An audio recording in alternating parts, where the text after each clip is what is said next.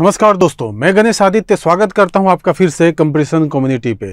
ध्यान रखिएगा दोस्तों, आज हम बनाने वाले हैं ब्राह्मण वंश के बारे में एमसीक्यूज को। ठीक है, इससे पहले हम जो है मौर्य वंश को पढ़ चुके हैं, ठीक, और उसका एमसीक्यूज भी सॉल्व कर चुके हैं।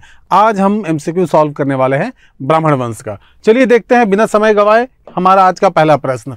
हमारा पहला प्रश्न है कि पुष्यमित्र शुंग, ध्यान रखिएगा, ठीक, हमारा पहला प्रश्न है आज का, पुष्यमित्र शुंग मौर्य सम्राट बृहद्रथ की राजकीय सेना में किस पद पर आसीन था? चलिए बताइए, किस पद पर आसीन था?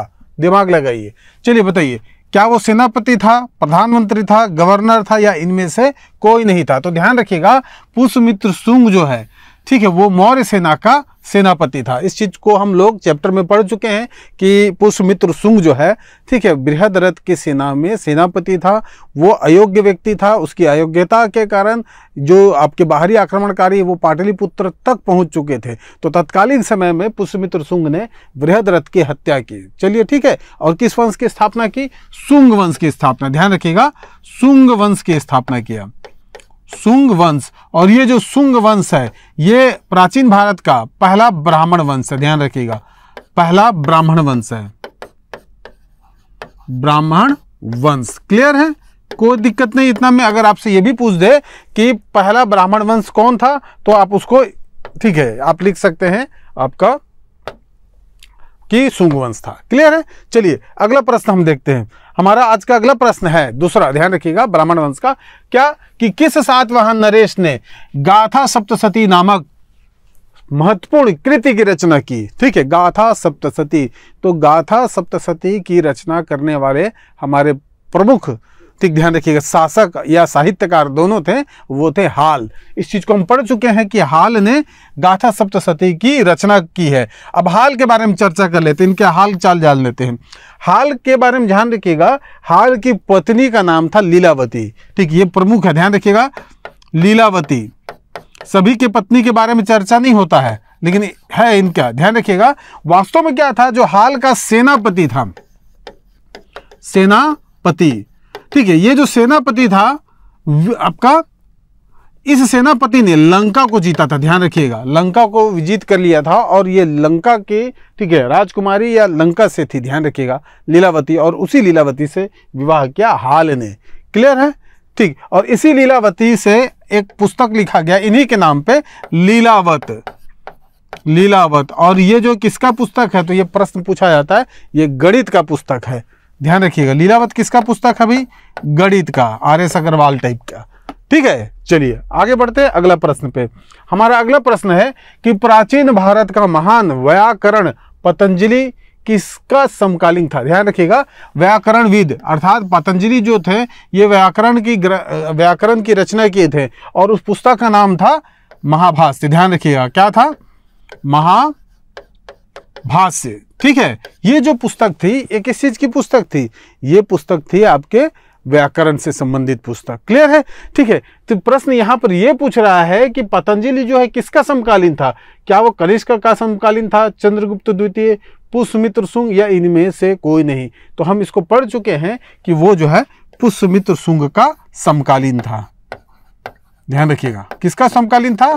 पुष्यमित्र शुंग। तो आपका विकल्प सही होगा सी। ठीक है, पुष्यमित्र शुंग का समकालीन कौन था? पतंजलि। क्लियर है, चलिए ठीक, ये दो आएंगे ही नहीं। चलिए नेक्स्ट देखते हैं अगला क्वेश्चन। अगला क्वेश्चन है हमारा, सातवाहन नरेश हाल के समकालीन गुणाढ़ किस प्राकृतिक ग्रंथ की रचना की थी? यानी कि हमको पढ़ना है, बनाना है कि हाल के दरबार में रहने वाला जो विद्वान था गुणाढ़, ठीक, इसकी रचना क्या थी? ठीक है, और वो रचना कौन थी भाई? क्या बृहद कथा, बुद्ध चरित, ठीक, लीलवय, ठीक, और सतशई। तो ध्यान रखिएगा, वो पुस्तक है आपका बृहद कथा। ठीक, गुणाढ़ जो है, गुणाढ़ की रचना है बृहद कथा। बुद्ध चरित्र जो है ये बौद्ध धर्म से संबंधित ग्रंथ है, ध्यान रखिएगा। ठीक, और सतशई जो है ये बिहारी की रचना है, बिहारी। क्लियर है, चलिए अब हम बढ़ते हैं अगला क्वेश्चन पे। हमारा अगला प्रश्न है, निम्नलिखित में से किस अभिलेख में चंद्रगुप्त मौर्य और अशोक दोनों का उल्लेख मिलता है? ध्यान रखिएगा, दो शासक, चंद्रगुप्त मौर्य के साथ साथ अशोक का उल्लेख। ठीक है, कौन कौन सा अभिलेख की चर्चा है? गौतमीपुत्र सातकर्णी का नासिक अभिलेख, रुद्रदामन का जूनागढ़ अभिलेख, अशोक का गिरनार अभिलेख, और आपका स्कंदगुप्त का जूनागढ़ अभिलेख, यानी कि इतने सारे अभिलेख हैं। ठीक है, चलिए ये होगा आपका, ठीक, रुद्रदामन का जूनागढ़ अभिलेख। ध्यान रखिएगा चंद्रगुप्त मौर्य के समय ही, ठीक, इसकी स्थापना होती है, लेकिन बाद में अशोक का भी यहाँ पर वर्णन है। रुद्रदामन का जूनागढ़ अभिलेख। क्लियर है। चलिए अगले प्रश्न पे आते हैं। चलिए अगला हमारा प्रश्न है कि मौर्योत्तर कालीन अर्थात मौर्य के बाद के काल, अर्थात ये ब्राह्मण वंश वाले काल, इस काल में कौन सा प्रमुख बंदरगाह के संबंध में असत्य है, यानी कि मौर्योत्तर कालीन प्रमुख बंदरगाहों में कौन असत्य है, कि कौन, आपको इसमें यह बताना है कि कौन सा मौर्योत्तर काल का बंदरगाह नहीं है। ठीक है, पहला है अरिकामेडु, ठीक, बेरीजागा, बारबेरिकम, और अगला है कोचीन। तो सीधी सी बात है, ये जो कोचीन है, ठीक, ये बंदरगाह नहीं था, ठीक है, मौर्योत्तर काल का। ये जो तीनों हैं, ये तीनों बंदरगाह हैं मौर्योत्तर काल के। ठीक है, यहाँ पर बहुत ज़्यादा कुछ डिस्कस नहीं करना है, तथ्यात्मक प्रश्न है। अब हमारा है सुमेलित करने वाला। ठीक, ध्यान रखिएगा, हमको ये बताना है कि निम्न में से कौन गलत सुमेलित है। पहला, अद्वितीय ब्राह्मण, ये उपाधि है। तो क्या ये ब्राह्मण को, अद्वितीय ब्राह्मण की उपाधि किसका है? गौतमी पुत्र सातकर्णी। चलिए ये एक हो गया। ठीक, अप्रतिहत चक्र सातकर्णी प्रथम। ठीक, गाथा सप्तशती हाल। ठीक, और गरुड़ स्तंभ एंटियालकिड्स। अब ध्यान रखिएगा, अद्वितीय ब्राह्मण गौतमी पुत्र सातकर्णी ये सही है। अप्रतिहत चक्र की उपाधि सातकर्णी प्रथम ने ही धारण किया था। ठीक है, हमने ट्रिक बनाया था सातकर्णी प्रथम 1 2। ठीक, हमने ये बताया था, एक आपका राजसूय यज्ञ, 2 अश्वमेध यज्ञ। ठीक है, और उसके बाद उसने सम्राट की उपाधि धारण की। चूंकि सम्राट बन गया, ठीक, तो कोई उसको हत विक्षत कुछ नहीं कर सकता था, इसलिए हत अप्रतिहत चक्र की उपाधि भी धारण करता है। तो हमने ट्रिक के माध्यम से सब उपाधि को जोड़ा था एक साथ। गाथा सप्तशती जो है हाल की ही रचना है। गरुड़ स्तंभ की स्थापना एंटियालकिड्स ने नहीं किया था। ठीक, एंटियालकिड्स जो शासक था, इसने भेजा था, ठीक, हेलियोडोरस को। हेलियोडोरस, ध्यान रखिएगा। और ये जो हेलियोडोरस है, इसी ने विदिशा, ठीक, ध्यान रखिएगा, विदिशा में गरुड़ स्तंभ की स्थापना किया था। क्लियर है। ठीक, और ये वास्तव में क्या थे? हेलियोडोरस। ठीक है, एक्चुअली इससे संबंधित प्रश्न है, यहाँ नहीं बताता हूँ, वो आगे डील करेंगे। क्लियर है। चलिए, तो इसका आपका गलत सुमेलित रहेगा आपका ये डी, विकल्प डी। अगला प्रश्न हमारा देख लेते हैं। अगला प्रश्न है हमारा, निम्न में से किस शासक ने मिनांडर को पराजित किया था? ध्यान रखिएगा, ठीक, मिनांडर जो है यूनानी शासक थे, उसने भारत में आक्रमण किया था। और तत्कालीन समय के शासक कौन थे भाई? ठीक, बिना विकल्प देखे इस प्रकार के तथ्यात्मक प्रश्न का उत्तर आपको दिमाग में आना चाहिए। अगर आप सोच रहे हैं, ठीक, तो इसका मतलब है कि आपको याद नहीं है। ठीक, ध्यान रखिएगा। तो सीधा सा बात है, प्रश्न पढ़ा और सीधा सीधा विकल्प आ जाए, तो इसका सीधा सीधा विकल्प मैं आपको बता रहा हूं, इसका था आपका वसुमित्र। क्लियर है क्या कि निम्न में से किस शासक ने मिनांडर को पराजित किया? तो वसुमित्र ने मिनांडर को पराजित किया था। ध्यान रखिएगा, चैप्टर में इस चीज को पढ़ चुके हैं। और इस प्रकार का किसी भी प्रकार का युद्ध का वर्णन यहाँ पर हमने नहीं किया है, न तो अग्निमित्र के बारे में चर्चा किया है। अग्निमित्र में केवल हमने ये देखा है, अग्निमित्र से संबंधित एक पुस्तक है जिसकी रचना कालिदास ने किया है, मालविका अग्निमित्र, जिसमें मालविका और अग्निमित्र के प्रेम प्रसंग का वर्णन है। पुष्यमित्र शुंग ने इस प्रकार के किसी भी प्रकार का युद्ध का चर्चा हम नहीं किए हैं कि वो यूनानी शासकों से लड़ा है। हाँ, ये पढ़े हैं कि यवन, ठीक, आपके इन सब यवन शासक, शुंग शासक, ठीक है, आपके बाहरी जो आक्रमणकारी उनको पराजित किया, लेकिन मिनांडर का नाम नहीं पढ़े। तो सीधा सीधा है आपका वसुमित्र। क्लियर है। चलिए अब हम देख लेते हैं अगला, पुलुवामी। ठीक, पूरा नाम इनका याद है आपको? वाशिष्ठी पुत्र पुलुवामी के संबंध में असत्य कथन बताइए। क्या बताना है भाई? असत्य। ठीक, नासिक अभिलेख का निर्माण बिल्कुल सही है, गलत नहीं है। नवनगर की स्थापना बिल्कुल सही है, क्योंकि नवनगर की स्थापना किया और उन्होंने नाम क्या दिया था? खुद को नाम दिया था नवनगर स्वामी। ठीक है, 2 पतवारों वाली नाव वो पुलुवामी का ही है। ठीक है, नागार्जुन इसी का समकालीन था, ये गलत है। नागार्जुन जो है इनका समकालीन नहीं था, ये गौतमी पुत्र सातकर्णी का समकालीन था। गौतमी पुत्र सातकर्णी का समकालीन था। ठीक है, ध्यान रखिएगा, नागार्जुन। और ये नागार्जुन के संबंध में फिर से बता दूं ठीक है, अभी हमने चर्चा किया था कि मीनांडर आक्रमण जो किया था भारत में, ठीक है, तो ध्यान रखिएगा मीनांडर और नागसेन के बीच एक आपका वाद विवाद प्रतियोगिता टाइप का चला था। ठीक, और उसी वाद विवाद वाले चर्चा पे नागार्जुन ने एक पुस्तक लिखा था मिलिंद पुनः, अर्थात नागार्जुन और राजा यूनानी शासक मिलिंद के बीच में जो प्रश्न उत्तर का जो पूरा सीक्वेंस है, जो क्रम है, ठीक, उसी को, ठीक है, किसमें लिखा गया है? मिलिंद पन्नू में, और लिखने वाले थे नागसेन। ठीक है, ध्यान रखिएगा। चलिए अगला है ब्राह्मण वंश का सही काल क्रम बताइए, यानी कि जो अभी हम मौर्योत्तर काल में ब्राह्मण वंश के बारे में पढ़े हैं, इसका सही क्रम बताना है। तो बिना देखे चर्चा करते हैं। सबसे पहला है आपका सुंग वंश, फिर कर्ण वंश, फिर सातवाहन वंश, और फिर है आपका वाकाटक वंश। ठीक है, अब इस चीज को देखते हैं। सुंग वंश कहाँ है? तो ये और ये है सुंग वंश। दूसरा आपका कर्ण वंश, ठीक, तीसरा सातवाहन वंश, फिर वाकाटक वंश। बस खत्म, बाकी ऑप्शन को ध्यान ही नहीं देना है। ऐसा नहीं कि सबको एक एक बार पढ़े।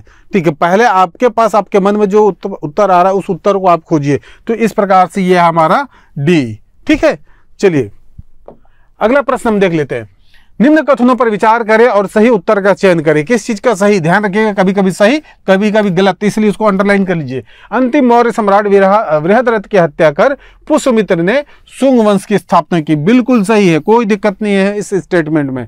पुष्यमित्र सुंग मौर्य सेना का सेनापति के पद पर आसीन था, यह भी सही है, सेनापति था, बाद में उसने बृहद्रथ की हत्या कर दी। ठीक है, सुंग वंश की स्थापना 185 ईस्वी पूर्व में हुई थी, यह भी सही है, अर्थात ये सभी, ठीक, ऑल ऑफ दिस, ठीक, ये सभी स्टेटमेंट क्या है? ट्रू हैं, कोई दिक्कत नहीं है। चलिए निम्न कथनों पर विचार करें और सही उत्तर का चयन करें। फिर हमको ध्यान देना है सही उत्तर। पहला देखिएगा, सातवाहन वंश का संस्थापक सातकर्णी प्रथम था। लो भाई, पहला ही स्टेटमेंट में थोड़ा दिक्कत हो गया। सातवाहन वंश का संस्थापक सातकर्णी प्रथम नहीं था, सिमुक था। ठीक, तो आप इस चीज को यहां पर इस प्रकार कीजिए और समझिए कौन था? सिमुक। चलिए अब अगला देख लेते हैं। सातवाहनों की राजकीय भाषा प्राकृत थी, बिल्कुल सही है, कोई दिक्कत नहीं है। ठीक, सर्वप्रथम सातवाहनों ने ब्राह्मणों को भूमि दान करने का परंपरा चालू किया, बिल्कुल, इसी को अग्रहर ब्राह्मण कहा गया, अग्रहर, ध्यान रखिएगा, अग्रहर। ठीक है, अब यहां पर आपका उत्तर देखना है 2 और 3। ठीक, 1 और 2, 2 और 3, तो हमारा मिल गया आंसर, ठीक, बी, 2 और 3, ये आपका सही है, ध्यान रखिएगा। क्लियर है? चलिए अगला प्रश्न पे आते हैं। अगला प्रश्न हमारा, ठीक, ये रहा स्क्रीन के सामने। ठीक, भारत में भागवत धर्म, चलिए जैसे भागवत धर्म आया अंडरलाइन करो, का सबसे पहला अभिलेख। चलिए अभी अगर आप चैप्टर पढ़े हैं तो यहां पर बिना विकल्प दिए आप समझ सकते हैं कि इसका उत्तर क्या होगा। ठीक है, फिर भी चलिए, राजा सर्वात, बिल्कुल नहीं, हेलियोडोरस, ये बस यहीं पर रुक जाइए, खत्म कहानी। ठीक है, अभी हमने आपको चर्चा किया था एंटियालकिड्स, जो यूनानी शासक थे तक्षशिला के, एंटियालकिड्स ने हेलियोडोरस को भारत भेजा। ठीक है, और वो जो भारत के विदिशा में पहुंचा और विदिशा में भागवत धर्म से प्रभावित होकर भागवत धर्म को अपना लिया, और वहीं पर, ठीक है, ध्यान रखिएगा, गरुड़ स्तंभ की स्थापना की, और वही गरुड़ स्तंभ जो है भागवत धर्म का प्रतीक है। ठीक है, इसकी स्थापना कौन करता है? हेलियोडोरस करता है, कोई दिक्कत नहीं है। चलिए अगला प्रश्न पे आते हैं। अगला प्रश्न हमारा है, ठीक, शुंग शासक अग्निमित्र निम्न में से किस लेखक की कृति का नायक था? तो कौन सा कृत्य था? ठीक, मालविकाग्निमित्र। ध्यान रखिएगा, पुस्तक का नाम है मालविकाग्निमित्र, मित्र, ध्यान रखिएगा, मालविका और अग्निमित्र, और इसके रचनाकार हैं कालिदास। ध्यान रखिएगा, ठीक है, किसकी कृति थी? ठीक, तो कालिदास की कृति थी। तो कालिदास ने ही पुस्तक लिखा मालविकाग्निमित्र, और उसी मालविकाग्निमित्र के नायक कौन थे? अग्निमित्र थे, और नायिका कौन थी? मालविका थी। ठीक है, चलिए अगला प्रश्न हम देख लेते हैं।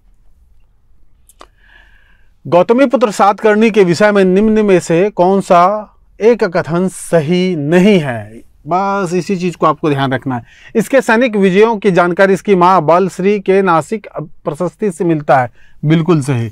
ठीक, मिलता है, कोई दिक्कत नहीं है। ठीक, नासिक प्रशस्ति जो है इनकी माता श्री का है, और एक नासिक प्रशस्ति एक और हमारे शासक आएंगे पुलुवामी, उनका भी मिलता है नासिक अभिलेख। ध्यान रखिएगा, इसने अपने सिक्कों पर राजशिर अंकित किया। ठीक, ये स्टेटमेंट, इसने दक्षिण पथेश्वर की उपाधि धारण की, वाशिष्ठी पुलुवामी इसका पुत्र था। अब इसमें से ध्यान रखिएगा, ठीक, दक्षिणा पथेश्वर की उपाधि धारण की, ये भी सही है। ठीक, ये तो सही है। ठीक, राजसीर का अंकित इसने नहीं कराया था भाई, इसने नहीं कराया था। राजसीर अंकित जो है वो पुलवामी ने कराया था, ध्यान रखिएगा। ठीक, तो इसका उत्तर हो जाएगा ये बी, अर्थात ये जो राजसीर अंकित सिक्कों पर ये जो कराने वाला व्यक्ति कौन था? ठीक, आपके वशिष्ठी पुत्र पुलुमावी। ठीक, क्लियर है। चलिए, अर्थात आप यहाँ पर एक और तथ्य मिल गया आपके लिए कि गौतमीपुत्र सातकर्णी का एक और उपाधि था दक्षिणापथेश्वर, और एक और उपाधि आता है, ये दक्षिणापथेश्वर है। ठीक, वहां दक्षिणापथपतेश्वर की उपाधि आएगा, ध्यान रखिएगा, वो अलग शासक का आएगा। ठीक, चलिए अगला प्रश्न पे देख लेते हैं। निम्न कथनों पर विचार करें और सही उत्तर का चयन करें। ठीक, सही उत्तर, गौतमीपुत्र सातकर्णी ने नहपान को हराया था। ठीक, एक स्टेटमेंट। वाशिष्ठी पुत्र पुलुवामी, ठीक है, रुद्रदामन द्वारा हराया गया था। ठीक, ये भी ठीक है। यज्ञश्री सातकर्णी ने स्वयं को एक ब्राह्मण का नाम दिया था। अब तीनों स्टेटमेंट पढ़ने के बाद जो है, ठीक, ये पता चला कि ये दोनों सही हैं, ये गलत है, क्योंकि जो एक ब्राह्मण या अद्वितीय ब्राह्मण, ध्यान रखिएगा, अद्वितीय, चलिए इस चीज को तो अब लिख दिया हो तो लिख दिया भाई, अद्वितीय ब्राह्मण। ठीक, ये दोनों की उपाधि कौन धारण करता है? गौतमीपुत्र सातकर्णी, यानी कि पहला और दूसरा ये स्टेटमेंट। ठीक है, ये स्टेटमेंट आपका गलत है, ये वाला। ठीक, और उत्तर यही होगा आपका, क्योंकि ठीक, निम्न में से विचार करिए और सही उत्तर का चयन कीजिए। सही उत्तर का मतलब ठीक कौन सही है, तो सही कौन है? 1 और 2 है, ये आपका ठीक विकल्प में नहीं आएगा। ठीक है, अर्थात पहला दूसरा सही है। चलिए अगला देख लेते हैं। निम्न में से किसने सर्वप्रथम शीशे के मुद्राओं, ध्यान रखिएगा बहुत ही फैक्चुअल है, शीशे का मुद्रा आया तो शीशे की मुद्रा को किस नाम से जाना जाता था? पोटीन सिक्का। और ये पोटीन सिक्का जारी करने वाला कौन था? सातवाहन शासक। कोई दिक्कत नहीं यहाँ पर। ठीक, सिंपल सा है, इस चीजों को आप अभ्यास करिए। ठीक, और अपने साथ अभ्यास करते हुए चलिए। ठीक, अगला प्रश्न देखिए। ठीक, अग्रहार एक प्रकार के भूमिदान था जो प्रदान किया जाता था। ठीक, अभी पिछला प्रश्न में आया, किसको प्रदान किया जाता था? ब्राह्मणों को। तो ध्यान रखिएगा, अग्रहार ब्राह्मण कहलाते थे। इसका मतलब यह है कि वो कर मुक्त भूमि था, अर्थात उस भूमि पे किसी भी प्रकार का कर देने की जरूरत नहीं थी। ठीक है, चलिए अगला प्रश्न देखते हैं। हमारा अगला प्रश्न है कि कथन और कारण का है। सुंगों के शासनकाल के दौरान कुछ यवन वैष्णव संप्रदाय में परिवर्तित हुए। ध्यान रखिएगा, पहले पढ़ लीजिए आराम से।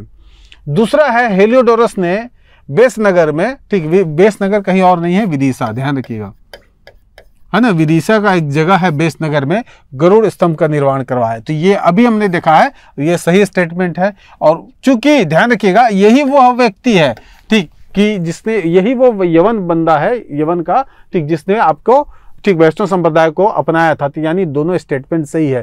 ठीक, और दूसरा स्टेटमेंट जो है पहले स्टेटमेंट की पुष्टि करता है, अर्थात कथन ए तथा कारण आर दोनों सही है, और जो आर है वो ए को का सही स्पष्टीकरण कर रहा है। कैसे कर रहा है? ठीक है, अब भाई यहाँ बता रहा है कि सुंगों के शासन काल के दौरान कुछ यवन वैष्णव संप्रदाय में परिवर्तित हुए, और सामने ही उसका वो डिस्क्रिप्शन भी मिल जा रहा है कि कौन था। ठीक है, तो इस प्रकार से ये दोनों सही है, और आर जो है वो ए की क्या कर रहा है? एक्सप्लेनेशन कर रहा है, व्याख्या कर रहा है। चलिए अगला प्रश्न हम देख लेते हैं। हमारा अगला और अंतिम प्रश्न, 20वां प्रश्न। गौतमीपुत्र जो है ये चातुर्वर्ण व्यवस्था का विरोधी था। ये एक अलग स्टेटमेंट है। ठीक, चलिए भाई, गौतमीपुत्र जो सातकर्णी है, क्या ये चतुर्वर्ण व्यवस्था का विरोधी था? ठीक, दूसरा है गौतमीपुत्र सातकर्णी ने बौद्ध भिक्षुओं को संरक्षण प्रदान किया था।